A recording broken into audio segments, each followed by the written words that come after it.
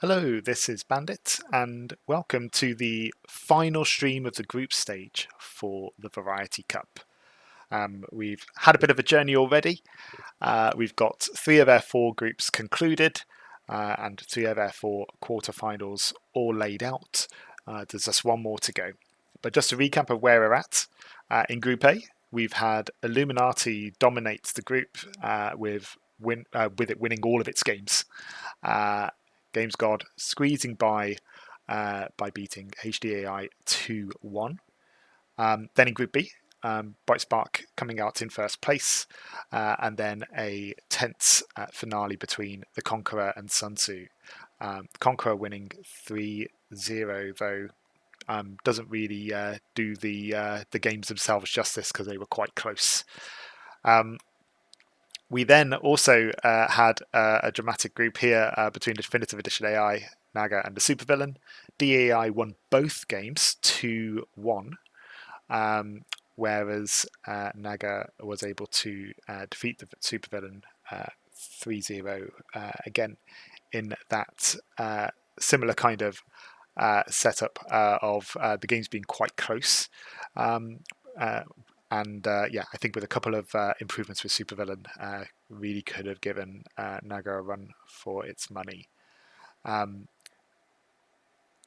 Totally deserved the 0-3, says Randy. I think being modest there, but Sun Tzu, of course, taking its win from Bright Spark on Rivers.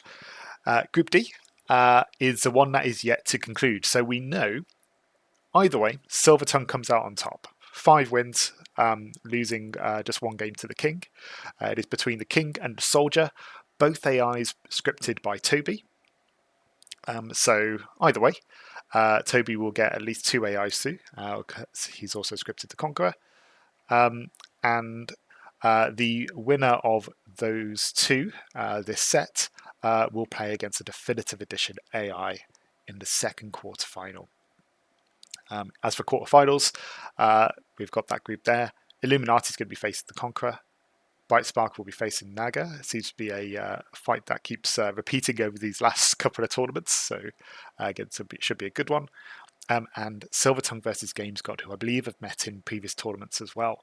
But this will be the first time with such a range of maps between rounds, so that'll be good to see.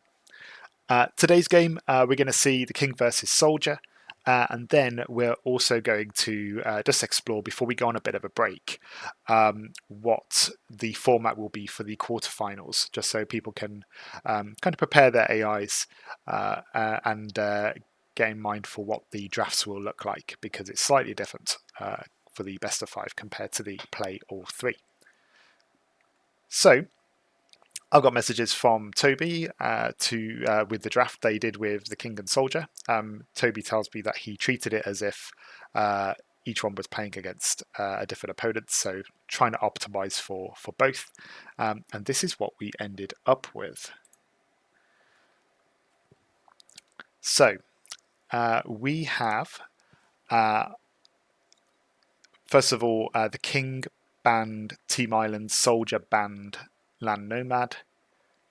The King then selected Arena, Soldier selected Baltic, with Soldier selecting 3v3 for an Arena game, and the King selecting 1v1 for Baltic. And then, on my part, I did the random roll for the remaining map and the remaining team size, and this is where I dread this setup. So we have Michi as a game 3. It's a 1v1. So there'll be a neutral market on it. And Toby tells me that neither of these AIs cut through the middle. So I'm going to have to get a bit creative about how we speed that up if it comes to a decider between them. So I'm kind of hoping for a 2-0 for the start here, just so that we know who the winner is going through. But we may find a decider on Michi, and it will be a ridiculous game. So let's find out. I've already got the first game set up, so let's just pan over to the game view for you.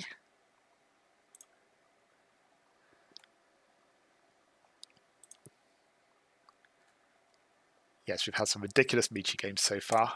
I think Naga and Supervillain. Uh, is it a highlight? I don't know if it classes as a highlight, but there we are. We should have. I'm just going to check these civs here. So it's Arena 3v3 for the first game. We should find that. Thankfully, they're all on one page. The king has Aztecs, Turks, and Chinese, which is correct. And soldier will have Goths, Aztecs, and Japanese, also correct. So that's all set up okay. We have 6 players, 6 players here. They're all assigned to the right teams. Speed is correct. So I think we can get started. And I'll just get cap trade loaded up as well.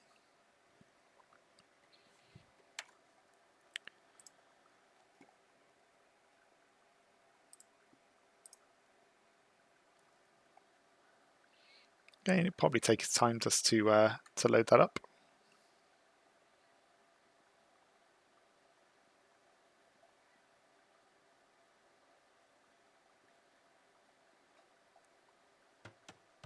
And there we go.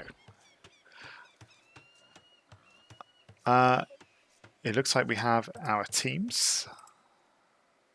Let's just check our settings here. All looks good. Again, missing the scoreboard. I think the scoreboard disappears if it's not a 1v1. I think it only seems to work for 1v1. So it should work for the later games.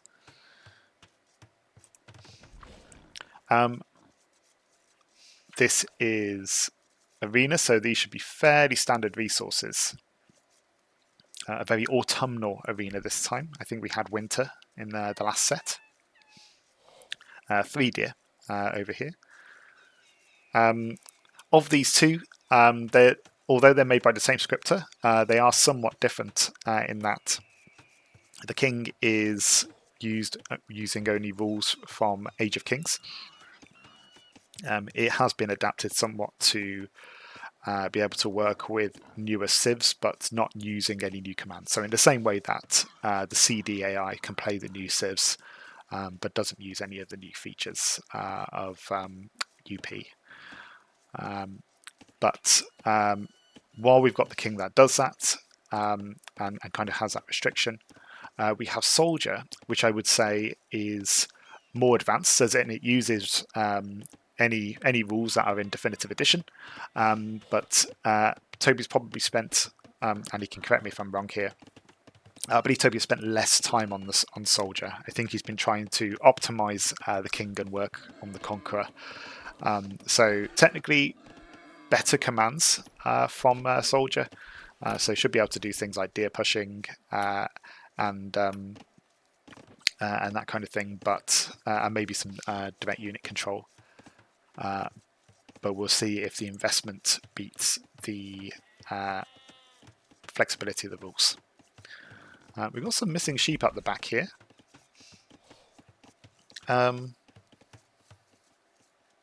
Where's our scout?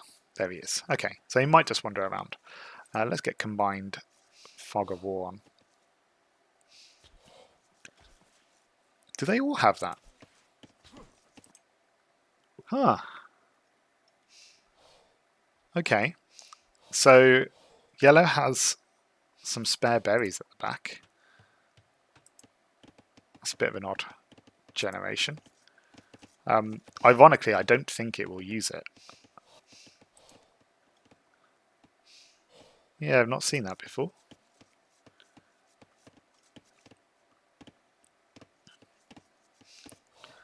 I mean, our berries more towards the centre as well.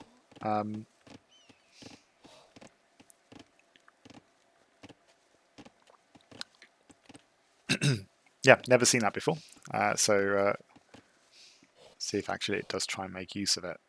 I'm quite comfortable that it probably won't, because I've not seen them take advantage of berries at the front either.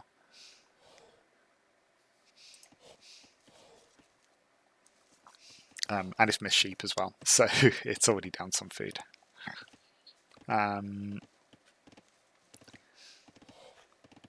Soldiers not pushing. I thought it might push some deer, but instead it's toying. Wow, okay. So red here maybe sees these berries too late and goes for a mill out the front. So I mentioned that it doesn't normally go for berries in the middle. It looks like it's actually prioritizing berries in the middle because of its delayed spot. This is horrible. So soldier's going to push the deer back to the center, but all of the food gatherers are coming to the berries.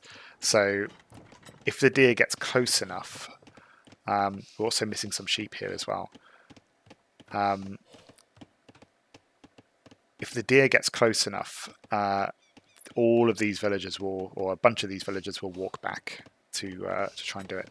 The pushing is really weird. I suspect what's going on. Yeah, we have a couple walking back. It's not too bad. I think what's happening with the scouting is you can either move back and kind of extrapolate whole tiles or partial tiles. If you use whole tiles, then what happens is sometimes some rounding up happens. When you're deer pushing and you do that, what can happen is it rounds up rather than down, and so you end up going in front of the deer rather than behind it. Because you're trying to collide with it. So potentially what's happened here, just making it a little wonky. I don't know if we'll see the same from these deer haven't really been scouted either. We've got 28 vills, but kings clicking up. It's only green that's not, but green are the Turks. So we could well be seeing a fast imp.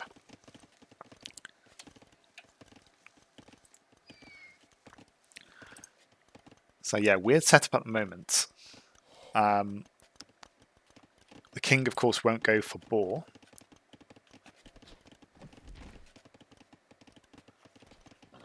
But it looks like its farming economy is set up quite nicely. But yeah, this is, I have to admit, I think this is a horrible start for soldier. We've also got a mill over here.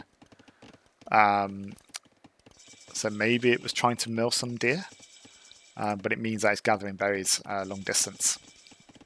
So soldier kind of aging up at about the same time, but really should be ahead of the king at this stage. This one looks like it was built okay. It didn't go for the berries.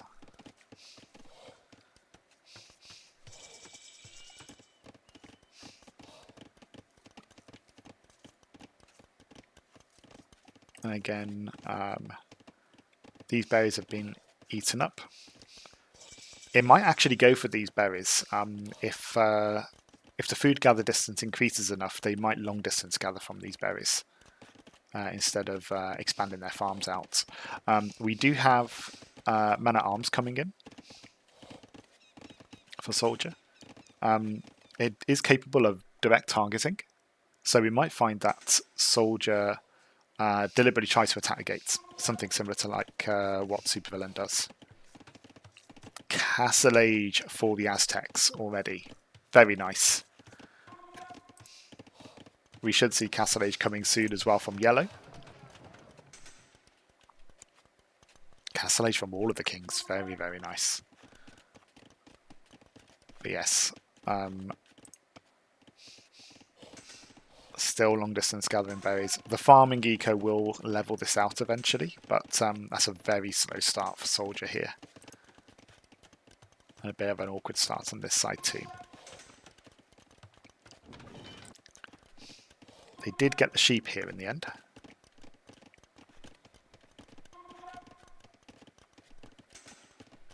Aztec carry capacity, I think, helping a bit there. Also be interested to see if any of these do go for foxes.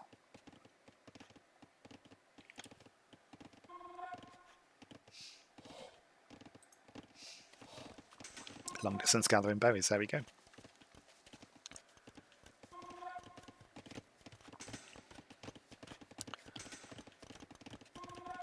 coming up to 10 men at arms. It looks like purple's doing the same.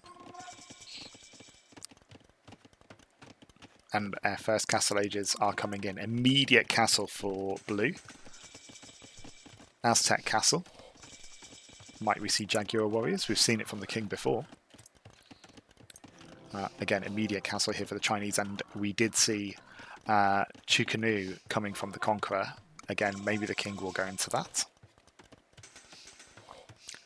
I think Toby does take pride in trying to make some key differences between his AIs, so we might see a different tactic. But Chukanu looking promising here. I think this is a monastery, Turks. So we might see Monk Siege. I thought this might be a fast imp. It will be a fast imp. Very impressive here.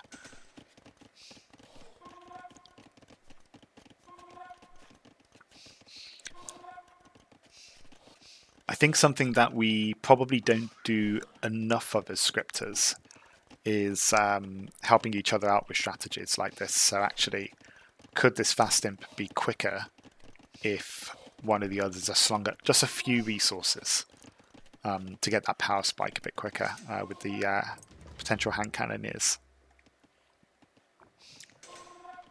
Something I'm thinking a bit about with Bright Spark. Now that we've got strategies that each AI can do. We're going for a boar steal, but we're behind walls. Ooh, soldier. We did see this against Silver Tongue. But damage to the Vil. The Vil is loomed. One Vil down. Scout will die. They're not attacking, they still massed a load of units.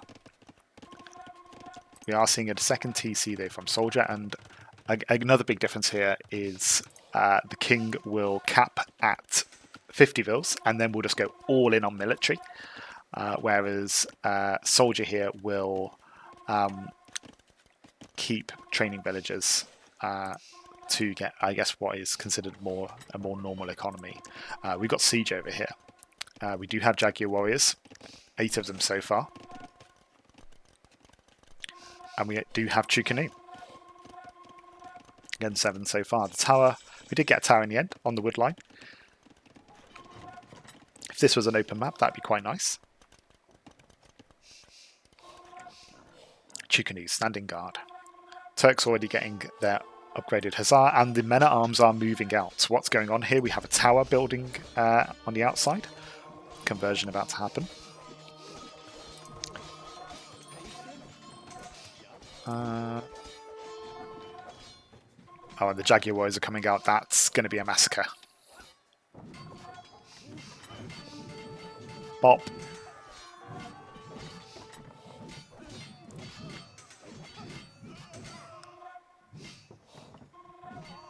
And now it's just about to get castle. It's tragic. A second castle for blue. Meanwhile, purple's coming out as well. They are charging into the Chukanu. Some of these Chukanu may go down.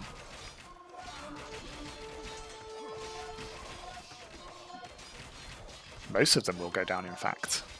They're not retreating. Monk will die too. Looks like as well soldiers adding in skirms, which is particularly nice. The siege will go too. But as we hit the walls, if they just throw themselves at the walls, they will die. 7 battering rams! And they're moving out. 8 battering rams now. 21 men at arms. Yellow is going full monk. 3 monasteries.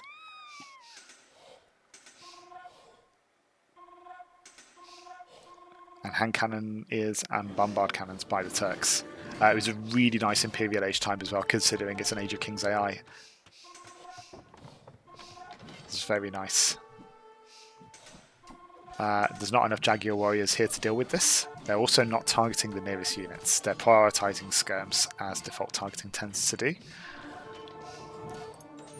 We've got units garrisoned in the battering rams, only 1 in each. Oh, and the monks.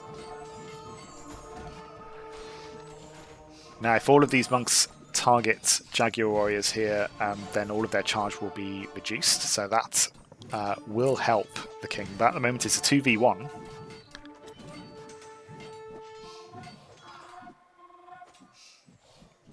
And it looks like they're retreating.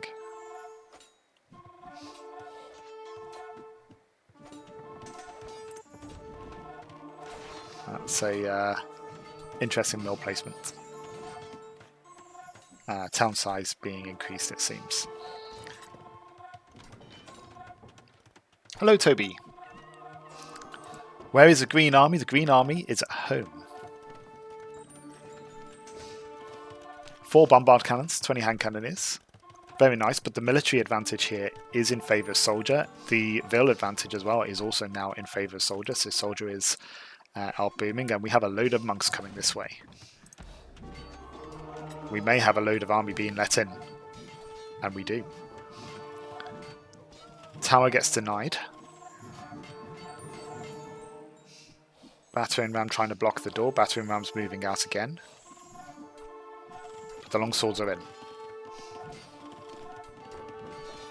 Many an AI losing in our first, at least my first arena tournament that I played in, because the gate was just held open.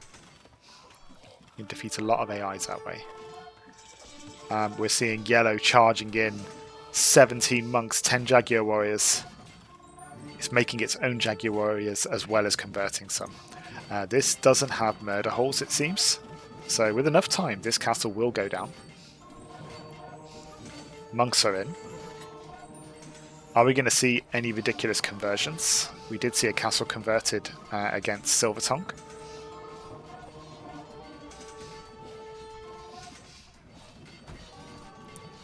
The king had reached its Vil cap, but has dropped it again now. We're on 36. It is going for trade though, but this castle's going down relatively quickly.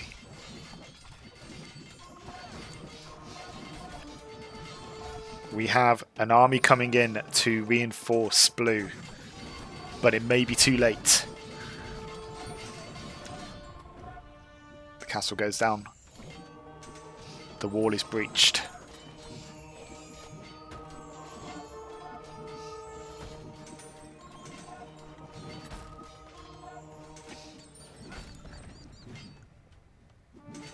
Jaguar warriors attacking the siege, attacking Vils. We're still at 34 Vils, which in a normal game would sound terrible, but that's pretty good for the king.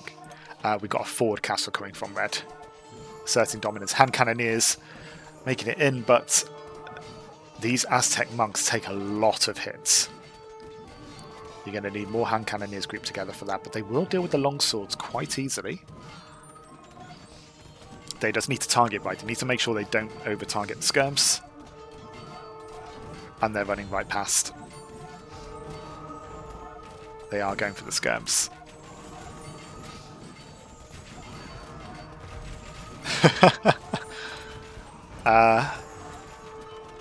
Friendly fire on the monks, it seems, from the bombard cannons. They're trying to get the Jaguar warriors. Mangonel getting hand cannoneer kills, very nice. Bombard cannons without DEC, I think, are a bit of a liability. They prioritise nearby units over buildings. And we have Huskar coming from red. 38 Vils for blue. Soldier still isn't imp yet, so actually these monks, again, if they're converting as a group, will all lose their faith. Whereas green here is at imp. We've got another castle being built here. I don't think that will get interrupted. And we have monks from green. Hand cannoneers getting converted back and forth.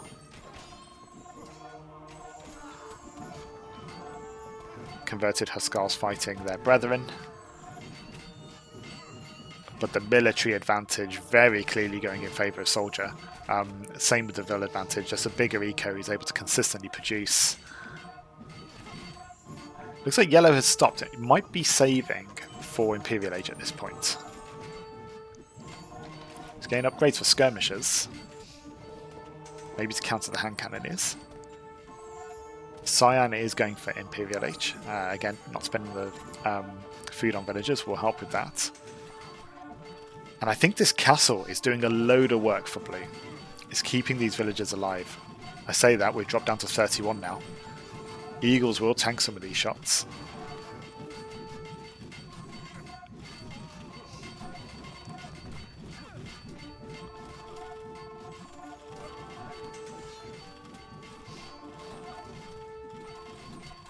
Soldier doing pretty well here.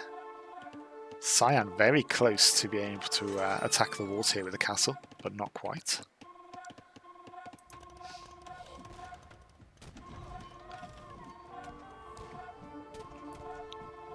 Bombards and a mixture of gunpowder units here against skirms. If they focus enough, they will take the skirms down. Are they going to stop the monks? See, I hate this default targeting. I don't know why skirmishers are so high on the default targeting list. It's a really weird unit to prioritize.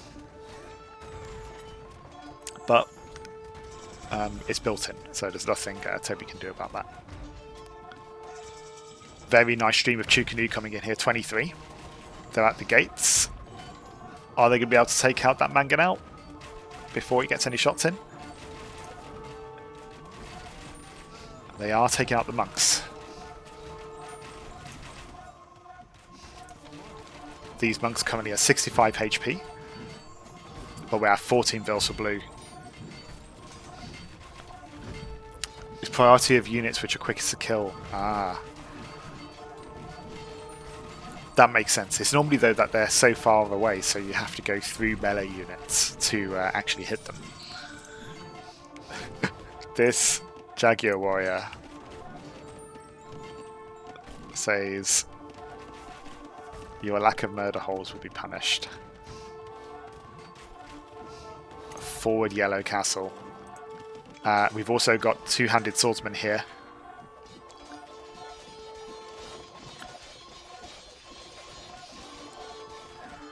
And yeah, the 50 vil limit here, I think, for the king. He would have had a power spike, but hasn't been able to capitalize on it. I think the 8 rams going forward and then retreating instantly lost blue the momentum it needed.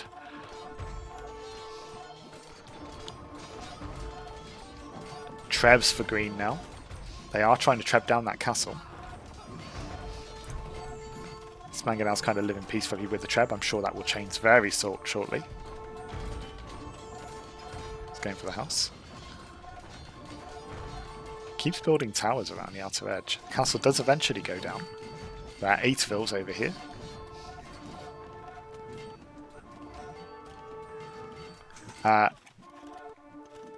Purple surrounding around here. Again, a bit of a breach on the gate. Getting in near the trade.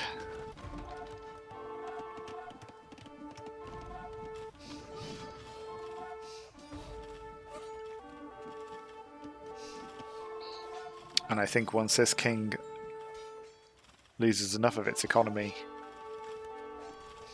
we'll be able to call it.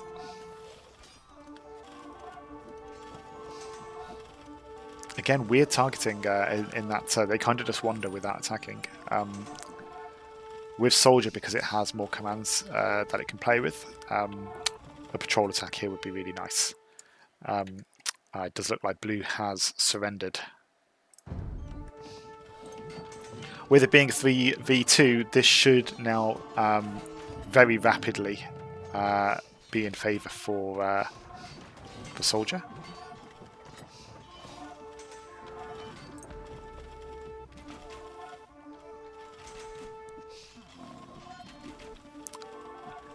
And yes, this very much looks over. Does yellow move on? Or is it... Yellow is clearing blue out, despite surrendering. We'll go ahead and clear everything up before moving on. Red does move on to green.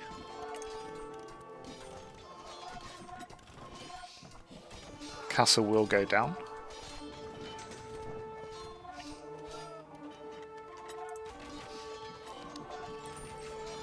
Cyan's holding pretty well, actually. Considering all the units that have been streaming in its base, it hasn't really lost many bills. Elite Eagle Warrior for green, for yellow even. Mangonels versus Castle.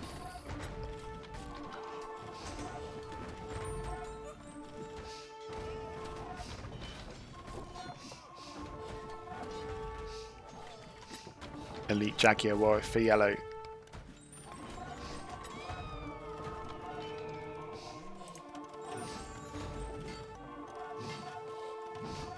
Looking like no room for counterattacks here from the king.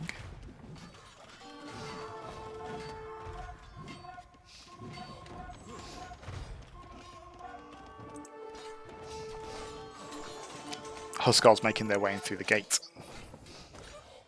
Even taking out hand cannoneers. Yeah, doing very little damage.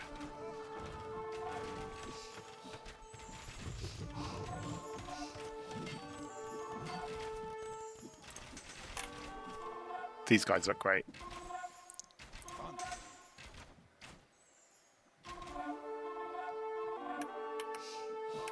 $49 of these.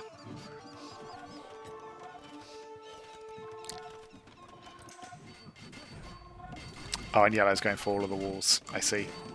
I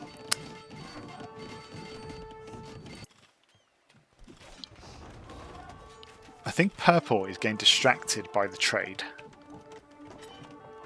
I think that's what's happening there.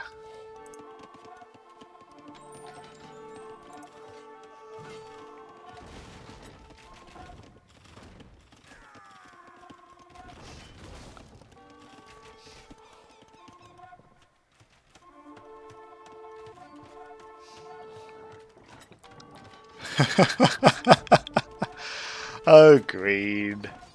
You jokey, you. Okay, everyone, beware. The light cav approaches. 2 hussars.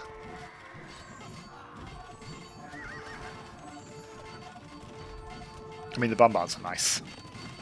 Another forward castle here. Walls will go down. And then they'll eventually move on to green. Red finally going in. 52 minutes in.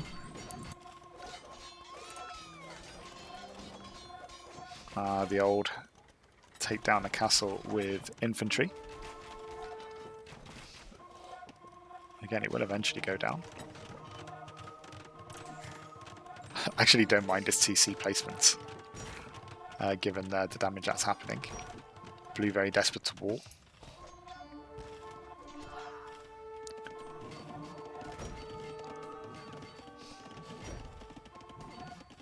That's what you call misplaced confidence, perhaps. I mean, this is insulting.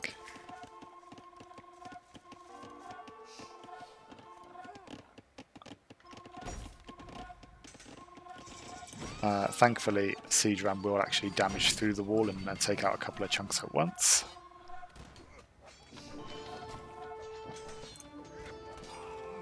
And we'll back up this castle with another castle. Man, they do grind those castles down. And again, once the castle goes down, these villas are in trouble.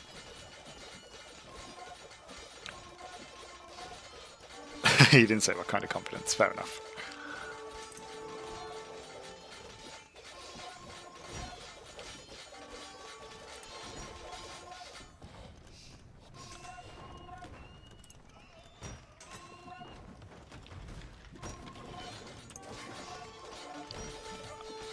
Okay, now they're raining down.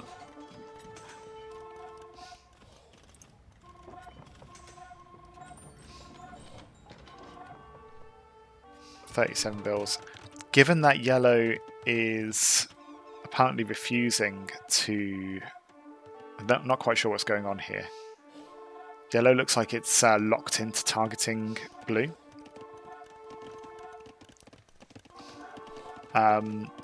So it actually won't... they won't be redirected. Shared exploration is on, so they will have explored the others. But they're not going for it. So I don't know if that's something to check, Toby, with Soldier, in that once a player has been defeated, does it change the target player afterwards? Okay, good to get a bit of troubleshooting done while this happens.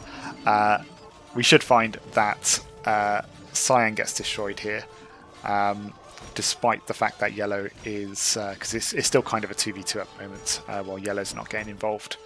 But again, we should see these get destroyed. Red is targeting... with one Huskarl. It is targeting green, so it will go ahead with that.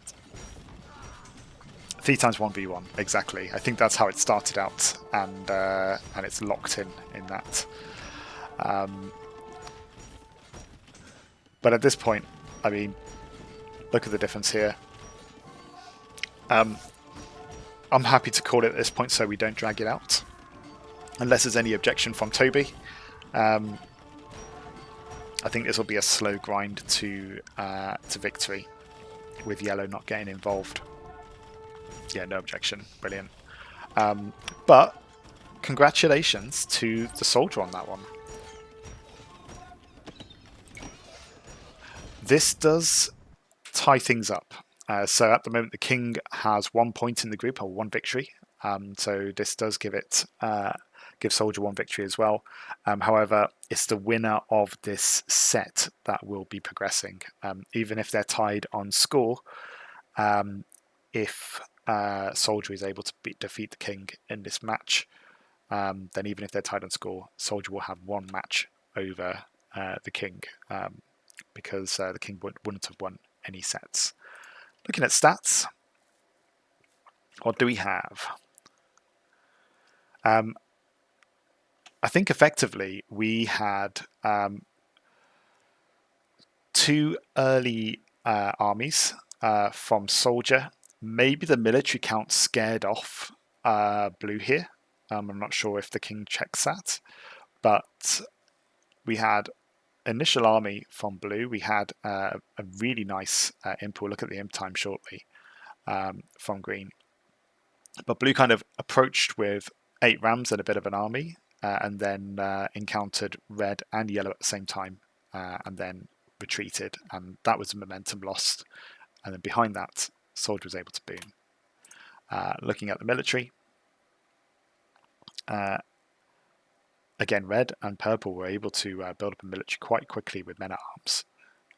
Then you had the Jaguar Warriors from Blue. Nice Jaguar Warrior build.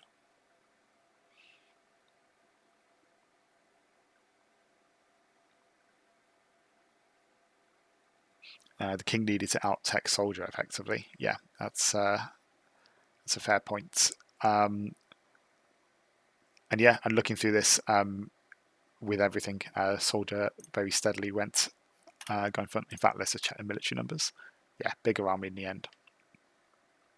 And many conversions. That's what I was looking for from Yellow. Pretty even on the relics, actually. Very nice from the Turks to get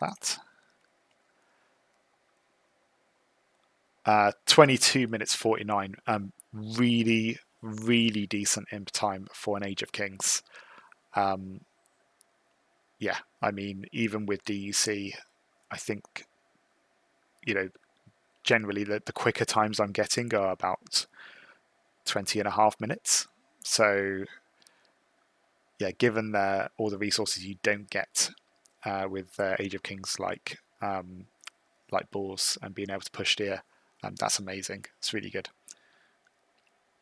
Single villagers on buildings as well, so actually that delays you as well going up in age. Not being able to send more villagers on stuff. Very impressive. And yeah, outboomed. Let's go to game number 2. Toby was saying that this was the King's home map, and that was really what the King needed. We are going to see Baltic as the other map.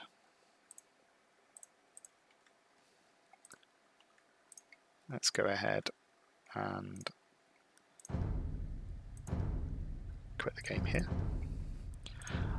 And Baltic is a 1v1.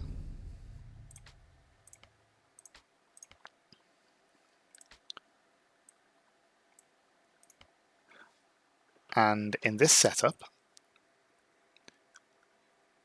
we have Byzantines for the king and Bulgarians for soldier.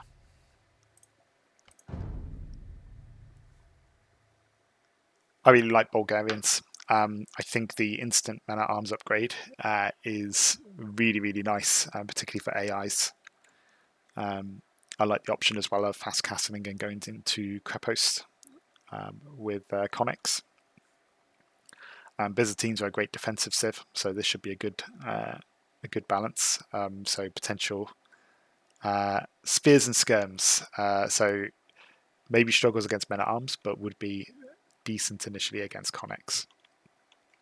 Just checking the details here. I think everything is all set up okay. So let's get started.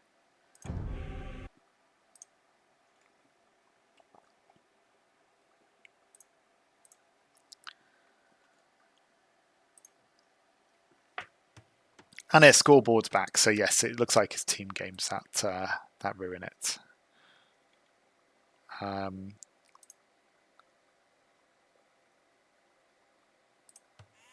Weird that it came up with 3, but there we are.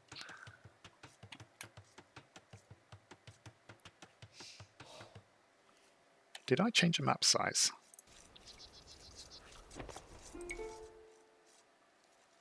Yeah, I did. We're good.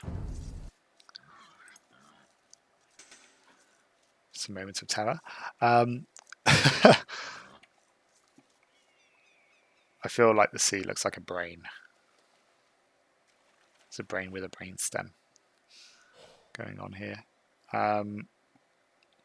It's a lot of water, but not a lot of water dividing these guys.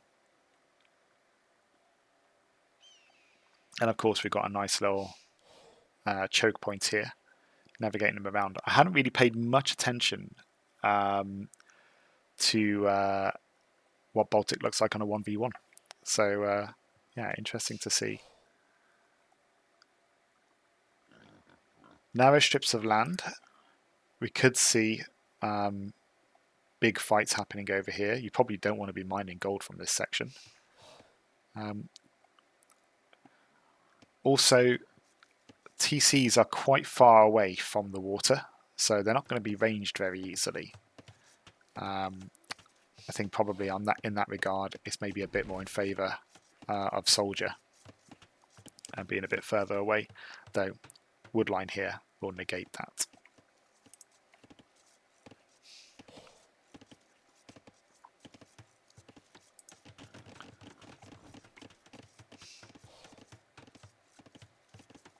So the king needs to win this one to stay in the competition.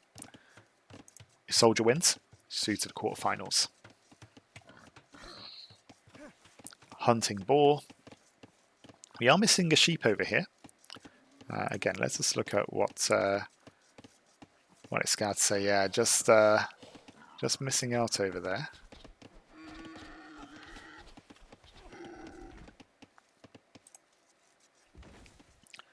May collect them if it goes for deer. We've got a dock here from the king. Boar and deer found, so you might find that the deer get milled.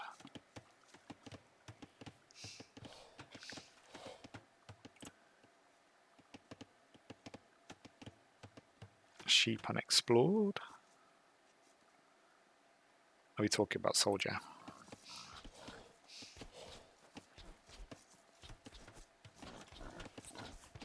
Sheep have now been found. Yeah, it was in the shadow.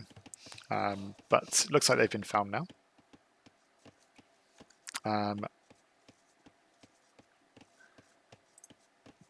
Let's just bring chat back so I can see it a bit more clearly.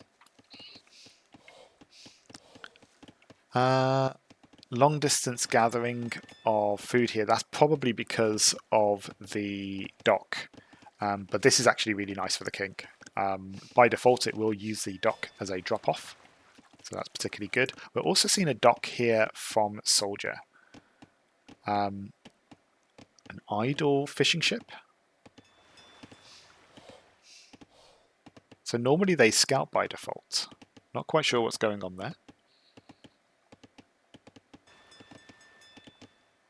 Yeah, and it's going for shorefish. So not perfect, but it is at least gathering. Again, we have an idle ship over here too. So weird lack of exploration from these fishing ships. One on shorefish, one on deep fish.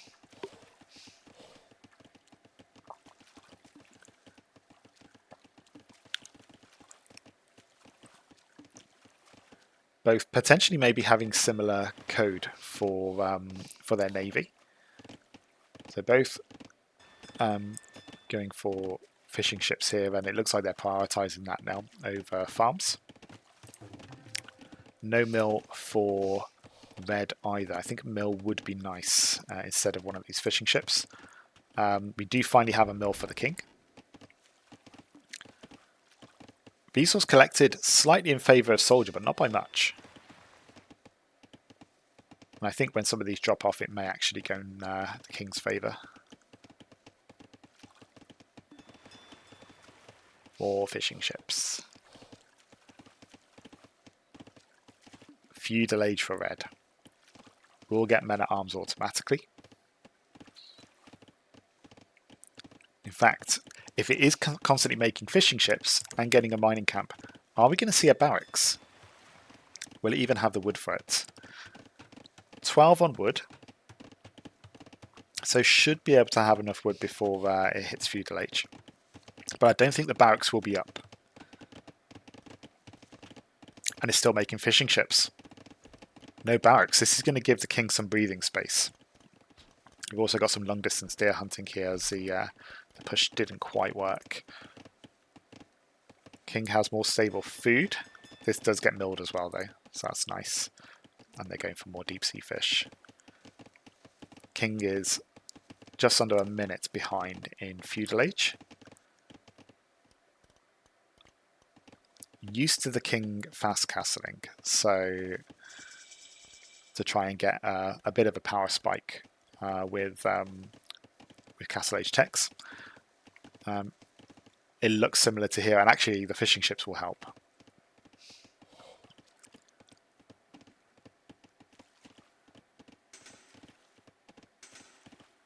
This is Baltic, yes.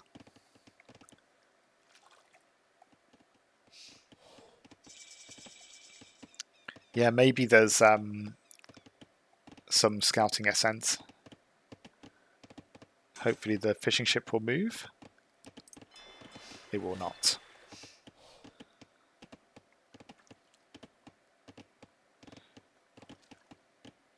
By default, even if it was idle, I would have thought it would move. So maybe it's trying to go somewhere, but it's not accessible. Maybe it's a pathing thing. We're going galleys.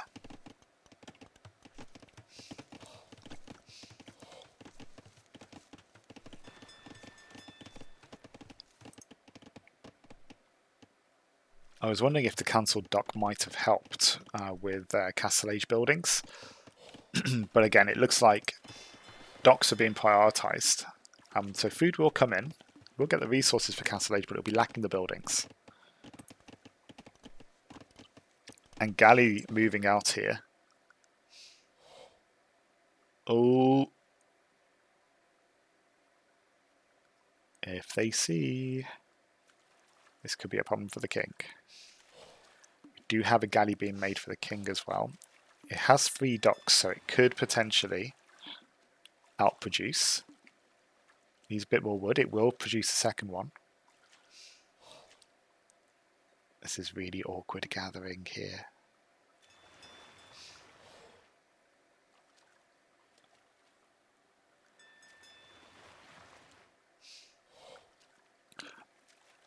I have a slight worry for the king here, which is if it's producing galleys, as it's continuing to do at the moment, even if it hits its 50 villager limit. Oh no, it does actually build the buildings. Okay, I stand corrected. It's built a blacksmith. Or Or was it second building? Market. It does build them. The king is doing the same here, and we do have a bit of a collision. The galleys have found the villagers. We have 2 galleys against 6. But we have Castle Age on the way for the king. These galleys won't move out, but if these villagers keep trying to gather from these fish, we could have a problem.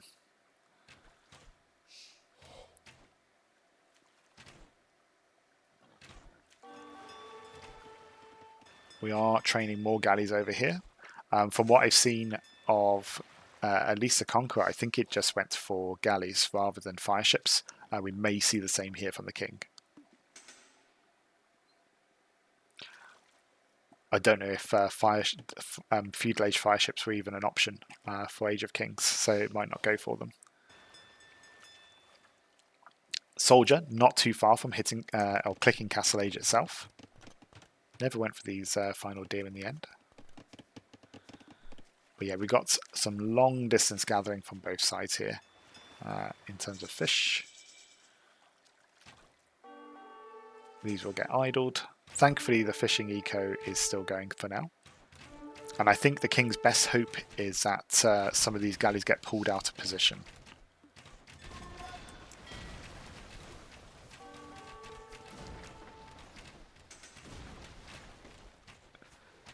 The king continues to produce galleys.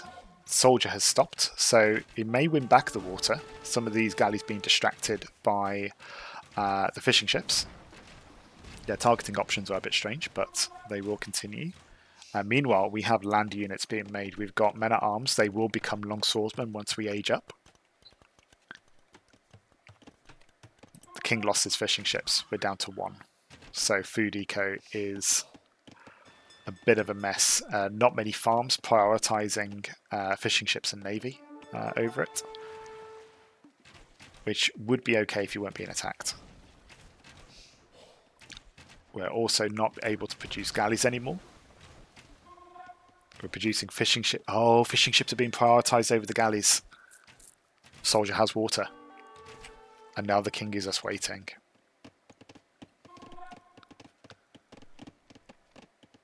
"20 fishermen." I think by default, the fish drop-off distance is unlimited. So unless farms get built, villagers will just go all over the map for this.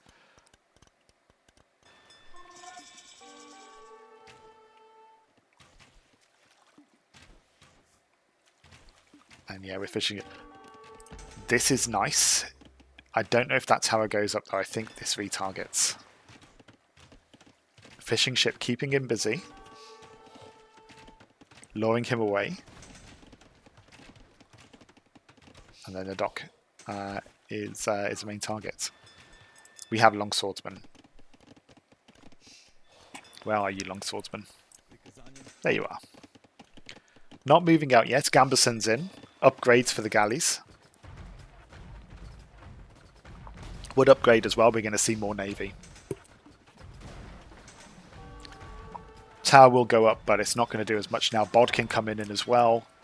So more range on these galleys, and you're going to start seeing them be able to maybe start taking chips off against that wood line. Okay, a couple of shots coming from here will do some damage, but tower's also being damaged. Villagers going down. 37 versus 46. King really wants some fire ships. Yeah, and these villagers getting picked off if they keep consistently going out here, and the longswordsmen come in. Just passing. They're going for the tower first. I suppose it is damaging the navy.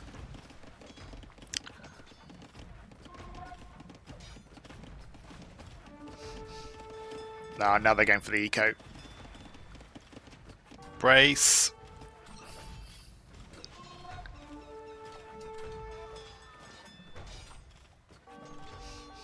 And I think this will be over very quickly. Especially with Gambesons. They could just attack the TC, and they will attack the TC. 18 long swordsmen more on the way. Soldier making a good decision to stop producing navy at this point. Just focus on the infantry. These will prioritise villagers. That's okay.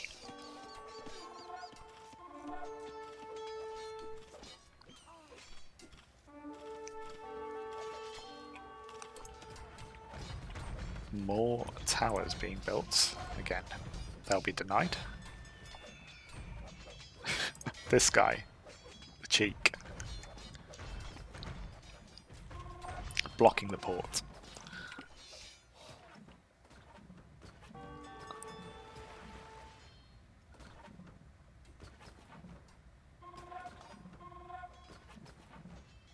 And I'm going to speed things up a little bit because I think this is over.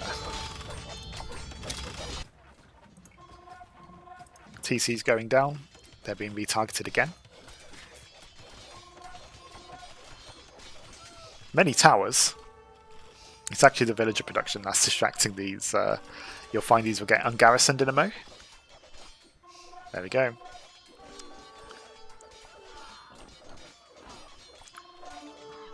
And it looks like it will be the king that gets eliminated, and it will be soldier that makes it through to face Silvertongue. Face Silvertongue, face DEAI even, in the quarterfinal. It's face Silvertongue already.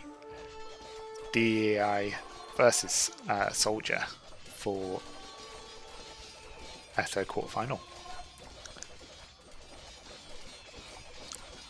GG.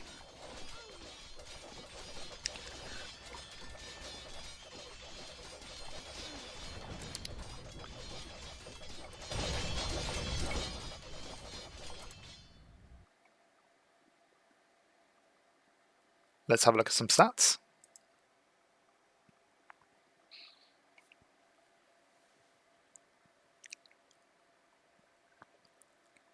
So, overcommitment to not even the Navy, I think just fishing in general. The distance needed to be dropped. I don't know if that can happen with Age of Kings. At the very least, farms needed to be prioritised over fishing ships so that villagers had an alternative food source. That's probably it. But really nice seeing the fish edition at the start. You can do a really nice fast castle with just a couple of fishing ships in feudal age, and then just stopping. But yeah, both over prioritizing navy, I think, a little bit here. The distance is hard to balance vendors, those narrow strips of water as well. That is fair. Yes, that was double back on itself. Again, this is where if it did it by path distance, it would be amazing, but sadly it doesn't. And yeah, King didn't really go into military. Bit on navy. And then yeah, soldier was able to lock down the water, which then damaged the King's fishing ships.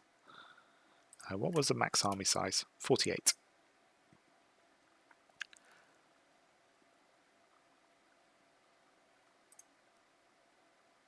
GG. So we will play the final game anyway, just to give the King the chance to get some payback. However, it is a Michi game, and Toby has informed me that neither actually end up cutting through.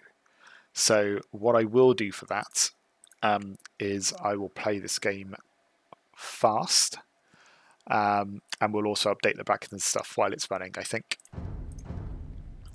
so that we can catch up from there.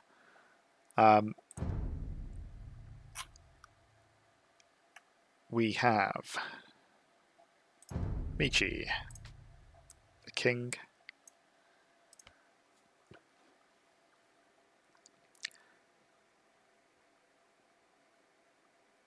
and it's interesting order here. So the King will go Khmer. and soldier will go Celts. So this is to see if the king could at least even the score. I think that's all the settings done. Let's go.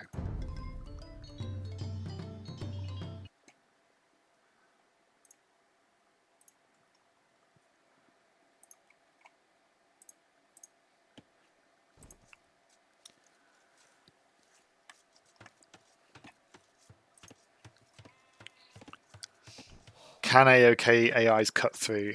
They can't. If they do target a unit behind, then they can attack with area of effect.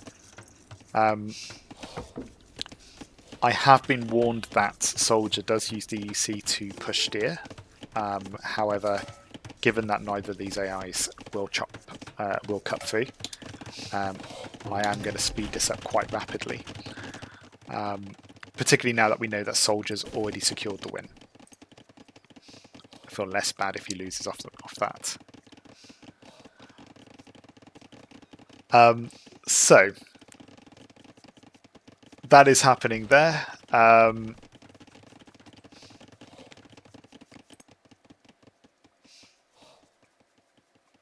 once we get to a point where they're boomed up, or as they're booming up, and we think that it's going to be inactive for a while, we can also go away and look at what the best of 5 brackets is going to look like, what the drafts will look like, and then come back to this game and fast forward it, because we can always pause capture age and then let it go at 16 times speed when we want to catch up.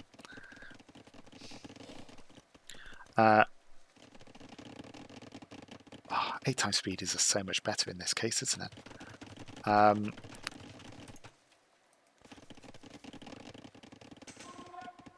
The deer did get found. We've got the same thing that we had with with Supervillain. We're going to see the army stare wonderingly into the forest.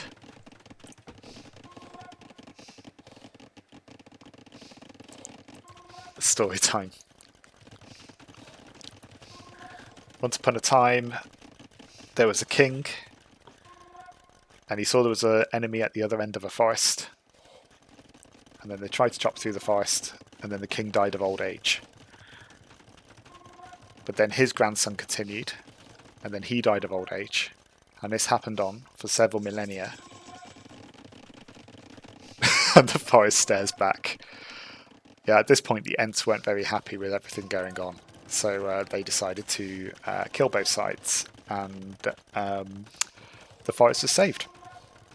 The end. Soldier buying food already.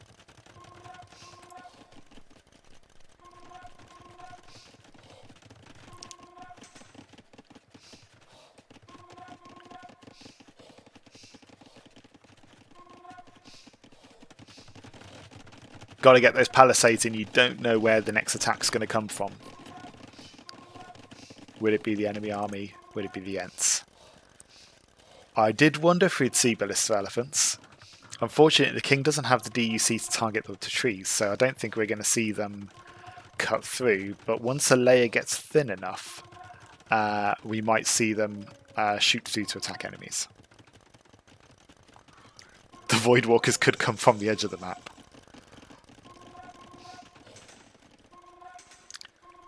Was it on Halo 3 if you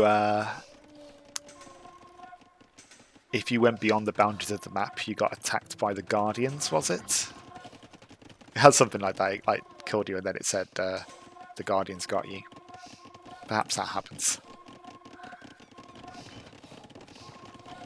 In all seriousness, I do think that actually would be a good, a fun multiplayer style of you. I don't know if it exists. Where you're fighting each other, and if the game goes on long enough, then a bigger army from outside the map breaches the boundaries and enters, and then it's the last one surviving. You could even have a forest map and have Gaia beasts, like wolves and stuff, come in. Or dire wolves, I guess. if you want something that's a bit meatier.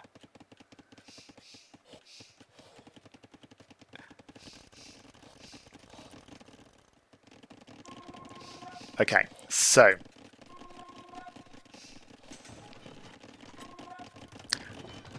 yeah, exactly. It is it is a stupid game with 2 AOs chopping through, but we got the stream. Why not? It would have been ridiculous for it to be the decider. And if it was, at least we'll see what it would have been. What I'm going to do here, I think, just so that we're not staring at this for too long, I'm going to pause capture age here, and the game should continue running in the background. It is. All is well.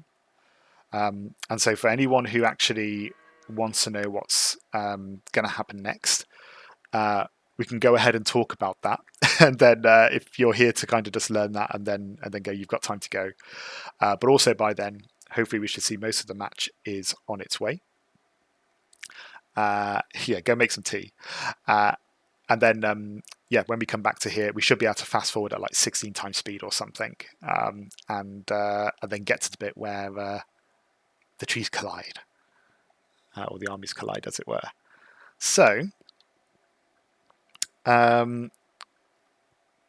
do we start? Let's start with brackets.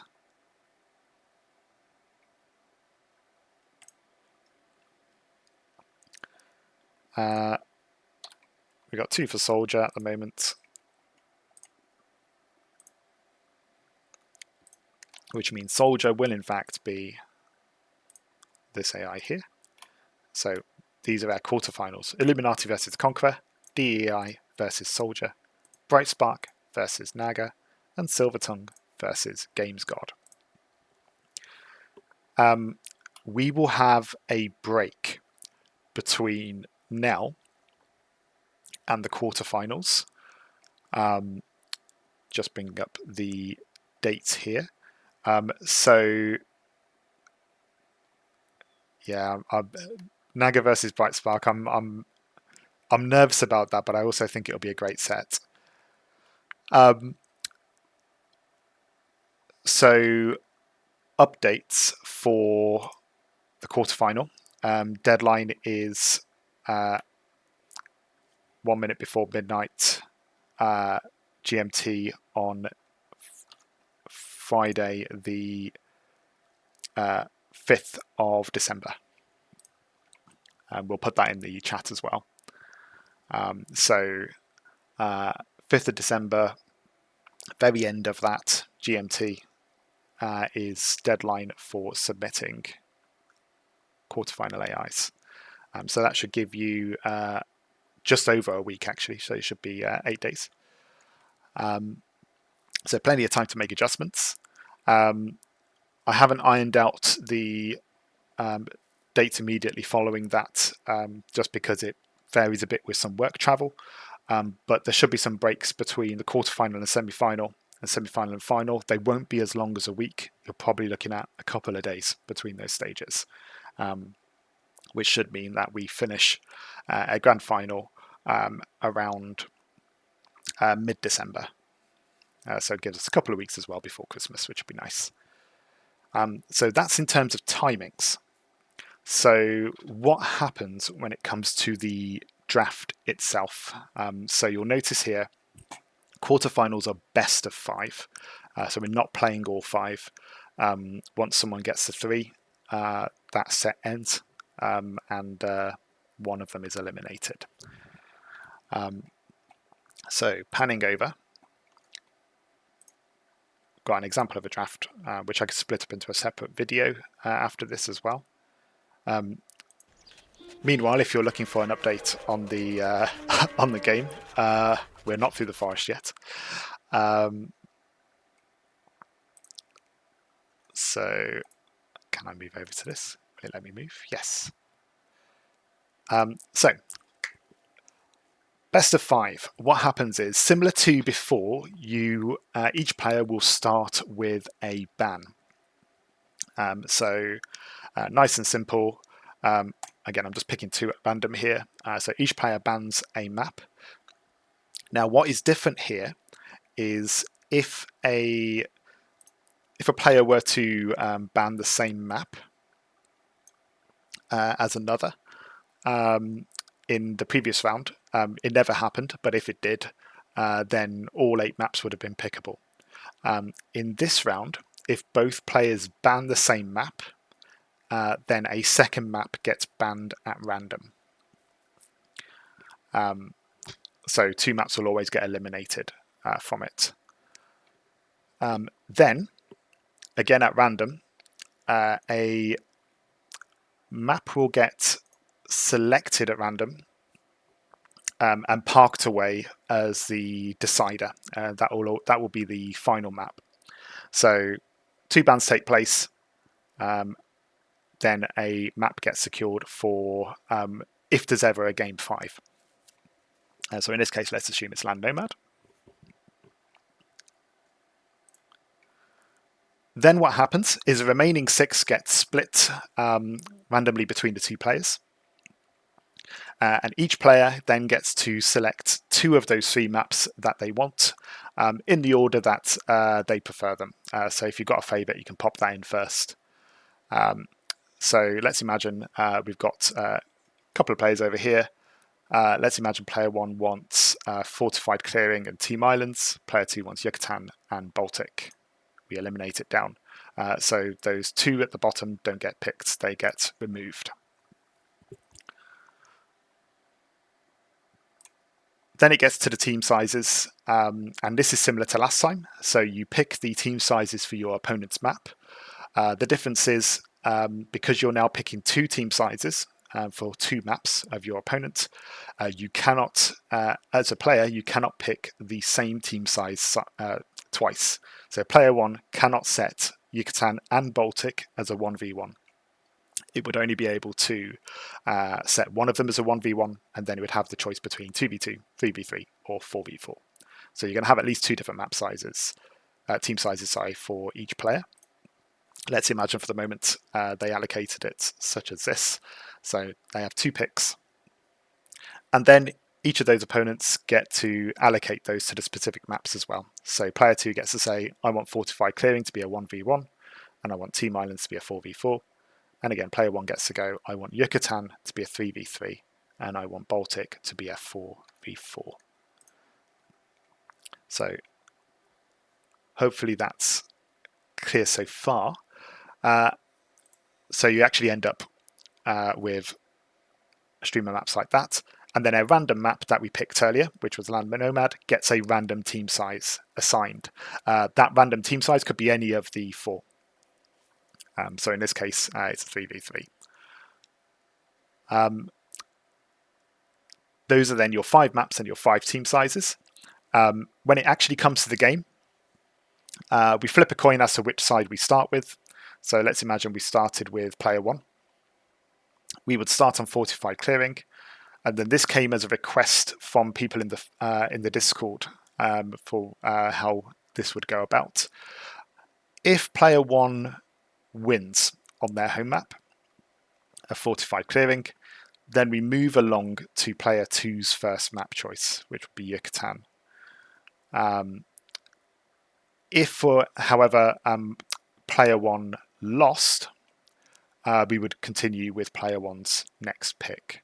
So effectively, you're prioritizing the losing player's picks first. If player 1 were to then lose Team Islands as well, we go to the lowest pick of player 2, and then work our way up. The random map is always a decider if it's a 2v2. So we just prioritize the player's home maps of the person who's lost as we go through. The idea is it tries to maximize the opportunity of getting more equal games. So that was a request in it. And that is how a draft with a best of 5 goes. So 1 elimination each. If you pick the same one, a random one gets eliminated. A random map then gets parked for the final game. Each player then gets the remaining 6 distributed between them, 3 and 3. They pick 2 of those 3 that they want to play on and prioritize them. You then pick team sizes for your opponent's games, and then you end up with the 5th one added at the end. And that's your map draft. So slightly different to how we've done it. But again, what should be nice about this is it should promote a mix of maps, because we don't necessarily know which map will be parked at the end. And because of that parking happening immediately after the eliminations, it means that people don't just get 2 immediate bans. But we'll see how it goes. First time running this tournament, so we'll see if that best of 5 format works. But looking forward to it. Let's pan back to our game and see what's happening over there.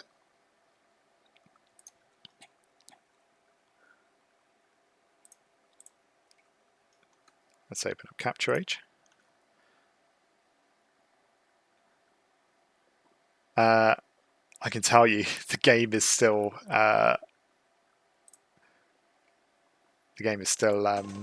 they haven't met yet. 16 times speed, we have Palisade Walls, we have stuttering on my PC apparently. Many champions. We are looking at 60 champions, some Road Raiders.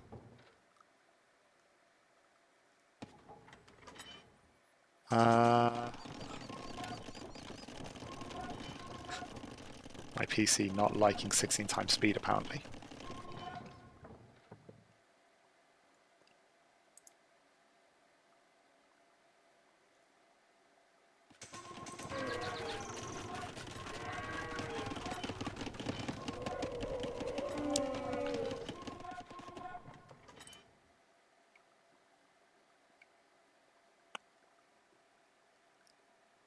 Yeah, Capture is horribly optimized here. Do I just get rid of Capture Age? I think I'm going to get rid of Capture Age. We're already ahead in the game. You've not missed anything too dramatic.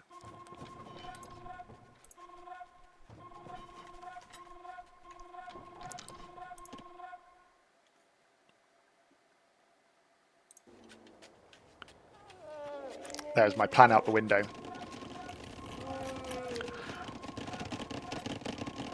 2 hours in, we can see the forest being captured over here. Let's Marco Polo it. Trebs are making a start over here.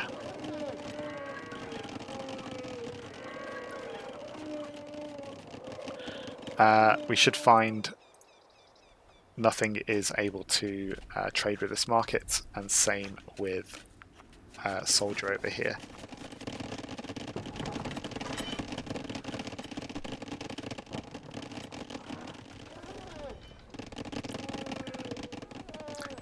I don't know if the Ballista Elephants, I think they have to target the trees. If they were to reach this enemy and target it, I don't know if the trees, any of the trees in between get cut down.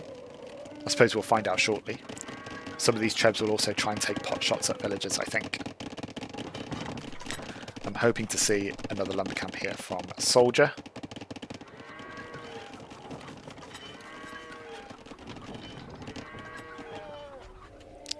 Meanwhile, from my side, Capture Age is still running in the background, so I'll see if Capture Age does eventually catch up, and we can switch back to see the stats, but leave it there for now. What do we have in terms of military here? 121 siege. Oh, they're Ballista Elephants, that's why. So we've got over 60 siege elephants, Ballista Elephants even. We've got many castles. We haven't expanded much out here. Got a couple of TCs. And nicely built castles. We should get a big scramble here. The king should have the most military, right? So this is horrible gathering here, King.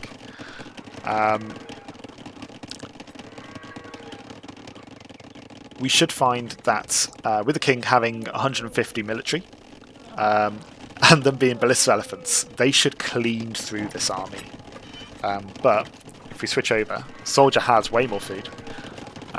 Looking at this, doesn't look like he's trading, like selling much. I suppose it doesn't need to. Its army is mainly infantry. It's got 120 bills, so that's why it's gathering more resources. Maybe something it could be doing here is getting getting upgrades in advance. You know, it could be getting Elite Road Raider. It could be getting pikes. It could be guard towering, getting arrow slits.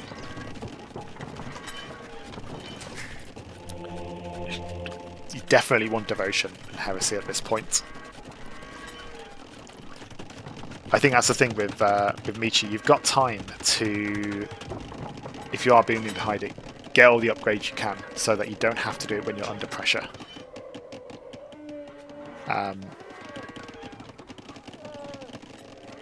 Looks like the King isn't mining over there at all. Oh, it is over here. Okay. So we'll see how far it goes. I think it's going to be here that it happens.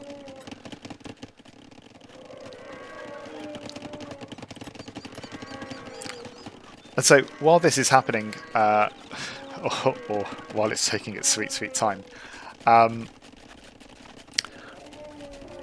guess a couple of questions I had for anyone who is still here and still watching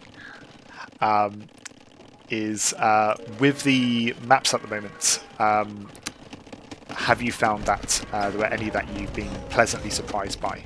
I know there was some, I guess, perhaps a lack of enthusiasm for some of the maps, maybe some of the hybrid ones in particular. I found having now actually taken the time to script for them. I'm enjoying actually just the challenges, particularly between different ones like Baltic and Rivers. Being able, with Rivers, targeting Navy was a big problem, so having to find a way to navigate around that, whereas Baltic, your Navy's a bit more clear-cut.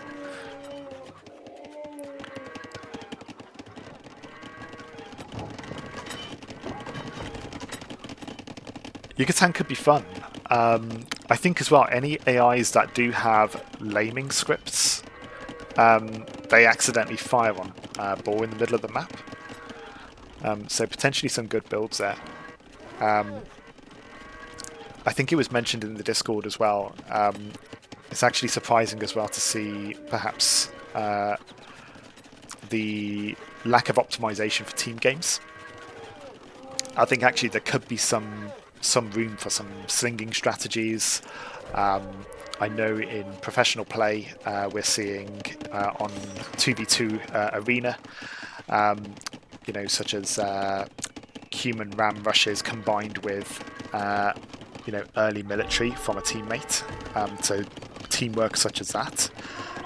We could see things like you know, siege towers and allied slow units, or as we mentioned in Team Islands, transport ships carrying allied units across. Stuff like that we haven't really tapped into with AIs yet.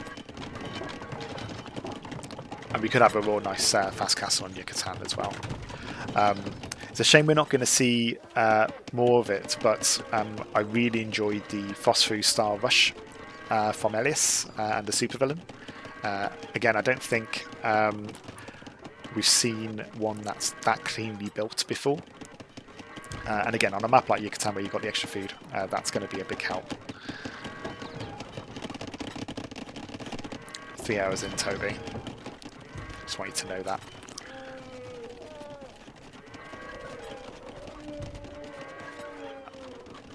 Actually, Randy, and for anyone still here as well, are there any maps, if we were to do this again, are there any maps that are missing that you would want to see?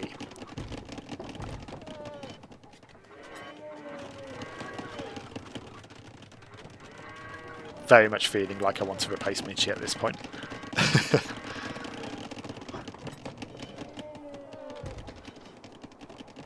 They're in range, but they are chopping really far away.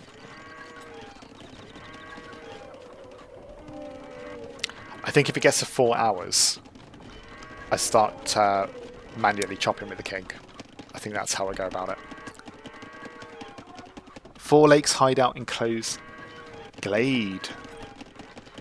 Brightspark does alright on glade. So me and my friends, we play against Brightspark pretty much every week, and we try and mix the maps up. It's obviously not optimized for a lot of them, but glade it does pretty well on. Pastures as well, actually. A lot of AIs do really well on pastures because of the high food.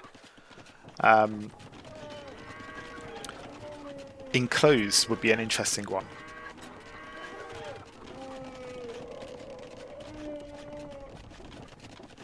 Glade was enjoyed by players since 3K was released. Ah, nice. Yeah, I was going to say, I think we jumped into that one quite quickly, and we had Fortified clearing at the same time as well, I believe. Have you seen canals? I saw a video by Hera on the map Canals, where you have like a strip of water going right up to between the TCs, linking them together. So what you're trying to do is you're connected by land, so you could go for all in land. But if you build in a navy, you have a direct path to the enemy. Trebuchet's getting in close. Yeah, potentially Canals is a good one. I also saw there was a custom map that someone in the community actually posted,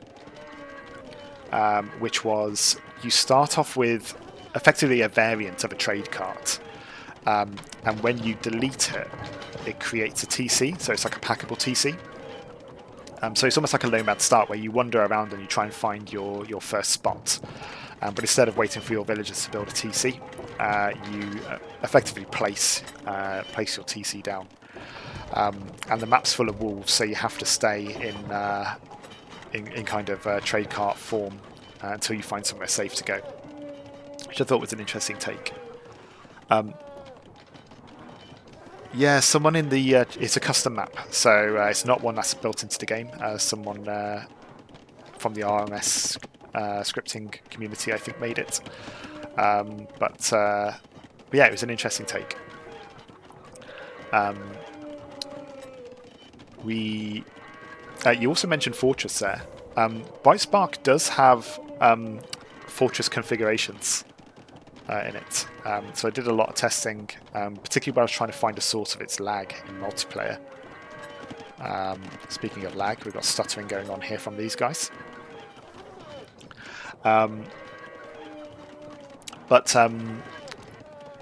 Yeah, Fortress is a nice one, and actually, if you're scripting for Fen Crazy, you kind of end up with similar starts to Fortress, with either castles or bombard towers around your base. So actually, it is a good one to look at if you're eventually wanting to go into Fen Crazy.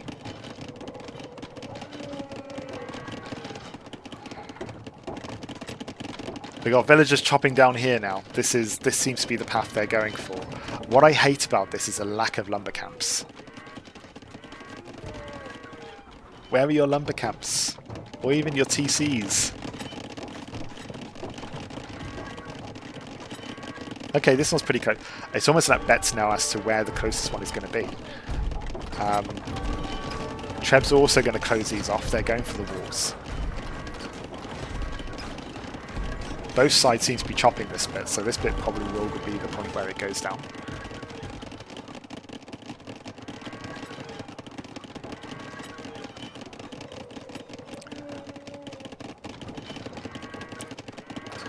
But Toby, if you ever enter a Variety Cup again, I made a snippet. I made a snippet so this wouldn't happen, that you could just add to your AI.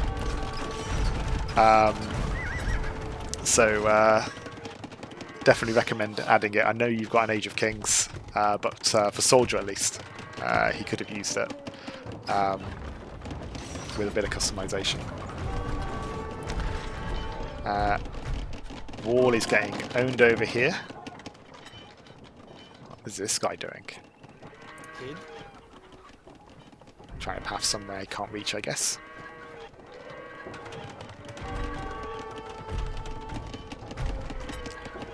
I'm always hoping for some trebuchet misses, which will take out some of the forests.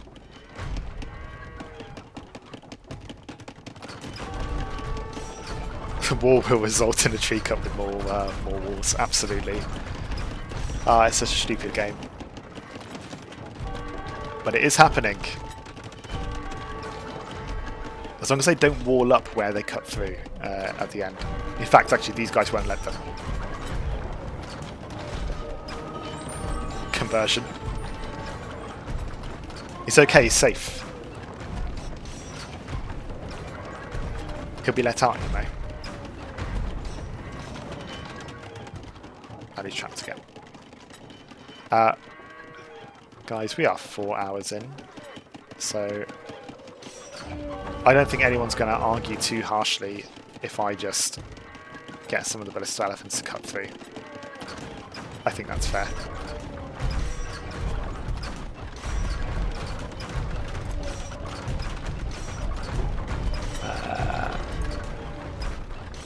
I'm playing a soldier. That won't work. Let's go back to king.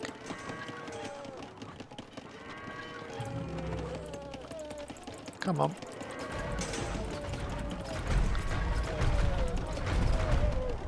You have a gap. We're through. They're trying to wall it up.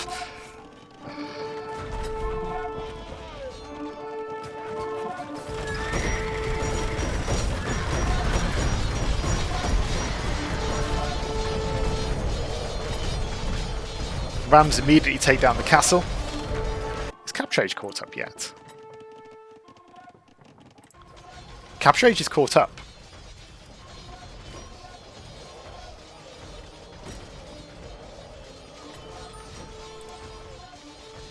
It's also pleasantly a bit quieter as well.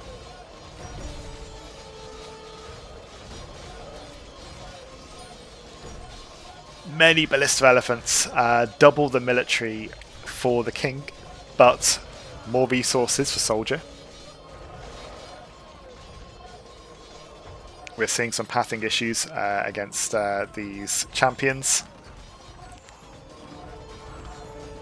Converted ballista elephants.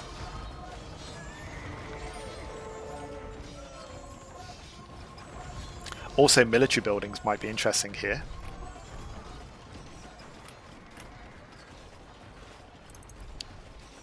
We have 14 barracks from blue, so that could keep that going. We have 2 archery ranges for the king. King not being very optimistic. But we do have 6 castles that it can produce from.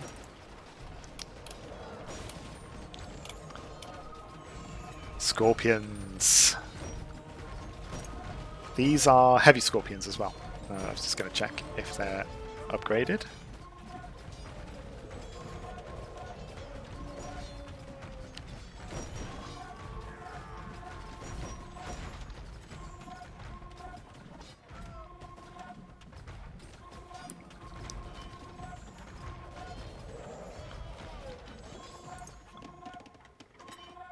Meanwhile, chopping is still happening over on this side. It's this wall. I feel like Red has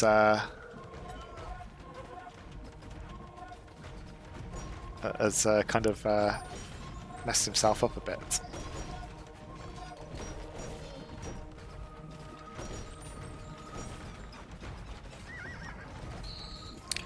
We have trebuchets coming in here. These rams should clear up some of these walls, even just with area of effect.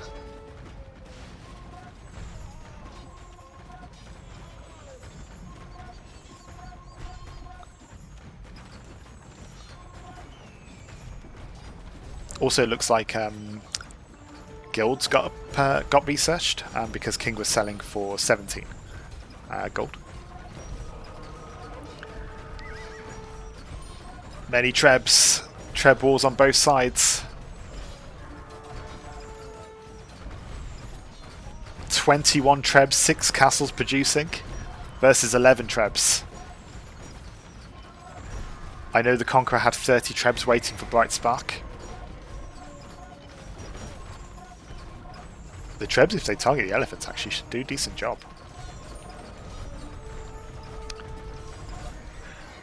King also being a bit slower at replenishing its population, doesn't have as many production buildings, so we're actually seeing red with the constant stream gradually pushing through.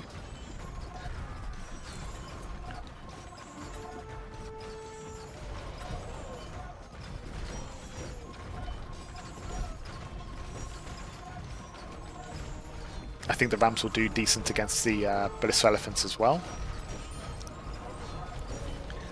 I feel like you need some onagers. Some onagers would be great here. Yep, Leaf said it as well.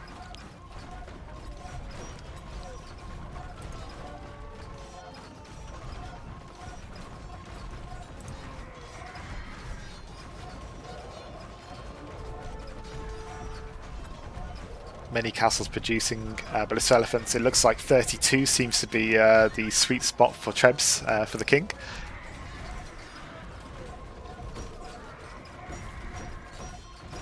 Notice not all of the... oh, it's because he's pop capped. I was going to say not all of the barracks are being used, but he's using all the barracks he can.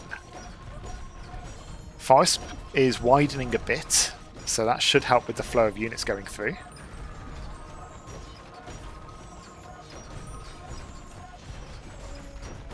But the trebs are doing great work for the king.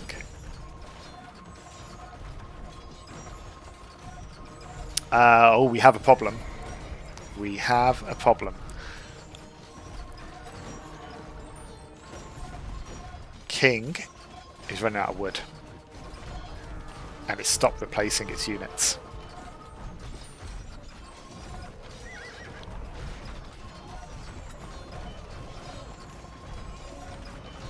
It's not buying wood with the market, it's not selling food. Oh, it is selling food, it's not buying wood. So actually, we should see red gradually push through here.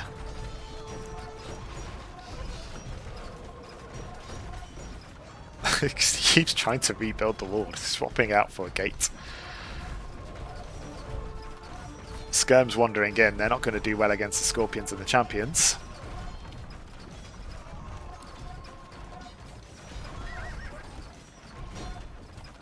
And the military numbers are evening out.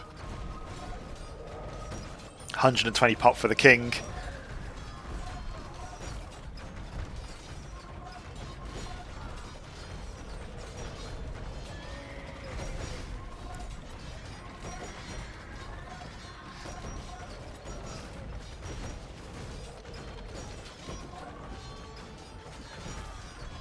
From 30 trebs to 3. I think the siege ram doing excellent work there. 8 Ballista Elephants left. And there we go. Soldier is making it 3-0. I think at this point we can speed this up.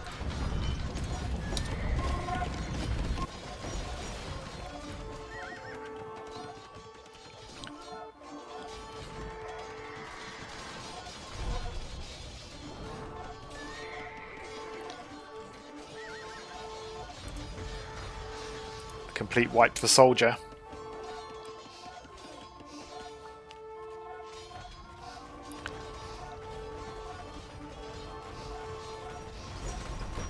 Leaving the stage with 3 points.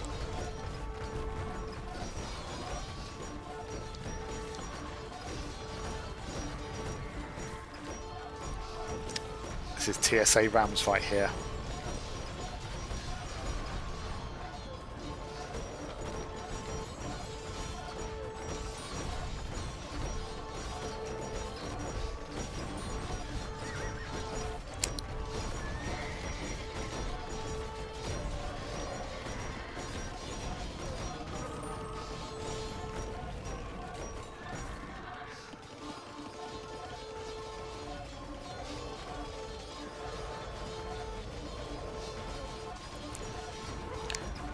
Now, this game being somewhat of an exception, I actually think Michi has some real potential. I think with with AIs that can cut through. I think we actually get to see big boomy AIs reach their full potential, which is really good to see those big late Imperial fights. I was torn between Michi and Amazon Crossing, sorry, which could have been another one, but I felt it was it was just a little too open. So wanted to give boomers a bit more of a one to have a chance on. So we finish at 4.5 hours of in-game time. I'm glad we did speed that up. And Soldier takes it. Purely, I think, because of market rules. King didn't sell food to then buy, or it did sell food, but it didn't buy wood. It kind of kept itself at 1,000 gold and didn't use that, or didn't sell to make an excess to then buy other resources. That could have kept it going, but Soldier also had the superior eco. So it would have been a case of King would have needed to have done more with its higher military population because it had 150 military. Like a market trade sped it up, yeah, absolutely. Looking at stats, I mean, long game, right? But you can see fairly dominated here by Soldier. King consistently with the higher one here. And then there's a gradual drop as the siege rams came in and took out ballista elephants and trebuchets. An economy over double. Soldier a bit quick on the relics as well. Decent castle time by the king. Remember that you start off with more vills, so it was going for a later build. And yeah, looks like Soldier was going for a festa, just going for feudal, I think, similar to the supervillain. And 132 vills. I was expecting to see more castles, if I'm honest. Okay, so let's finish this up.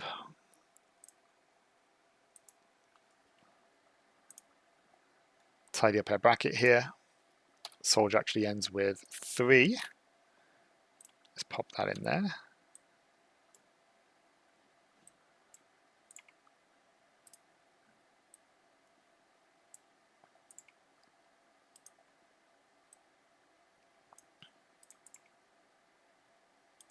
During the break, I will add what everyone's bans and picks were. I'll find a place in here to add that in, so you can kind of look into that if you're into the data. If you want to see that ahead of drafts and kind of be strategic with that. We won't do any drafts until after the deadline, and the AIs are all taken in. So you're not specifically scripting for a certain map and team size that you're going to play.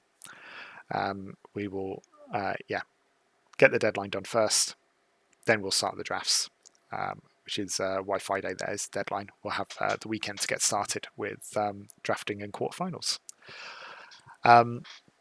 Just a reminder, folks, so deadline for AIs here is the 5th of December, so the end of the 5th of December, so 11:59 GMT.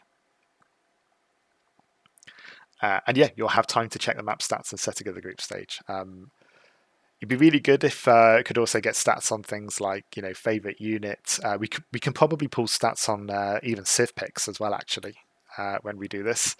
So yeah, it'd be good to get stuck into that. But for now, that was a ridiculous last game.